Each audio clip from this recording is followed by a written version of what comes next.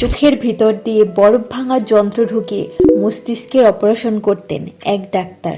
এটা চিকিৎসা বিজ্ঞানের এক ভয়ঙ্কর বাস্তব ঘটনা। 1940 থেকে 50 দশকের একজন ডাক্তার ওয়াল্টার ফ্রিম্যান মানসিক রোগ সারানোর জন্য একটি অদ্ভুত পদ্ধতি ব্যবহার করতেন। তার নাম লোবোটমি। তিনি রোগীর চোখের পাতার নিচ দিয়ে বরফ ভাঙার যন্ত্রের মতো একটি ধাতব রড ঢুকিয়ে একটি হাতুড়ির আঘাতে সেটাকে মস্তিষ্কের ভিতরে ঠেলে দিতেন। এরপর সেই যন্ত্রটি নাড়িয়ে মস্তিষ্কের একটি অংশের সংযোগ কেটে দেওয়া হতো। পুরো অপারেশন শেষ হয়ে যেত মাত্র 10 মিনিটে। অবিশ্বাস্য হলেও সত্যি। শুরুর দিকে তিনি সত্যিই নিজের রান্নাঘরের আইসপিক ব্যবহার করছিলেন। এরপর তিনি একটি ভ্যানে করে পুরো আমেরিকা জুড়ে ঘুরে বেড়াতেন এবং বিভিন্ন মানসিক হাসপাতালে হাজার হাজার মানুষের উপর এই অপারেশন করতেন।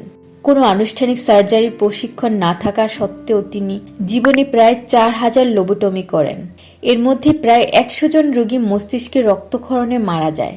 সবচেয়ে ভয়ঙ্কর ঘটনা ছিল 1960 সালে মাত্র 12 বছরের একটি ছেলে হাওয়ার্ড ডালি এই অপারেশনের শিকার হয় এবং তার পরিস্থিতি খুবই ভয়াবহ হয়েছিল।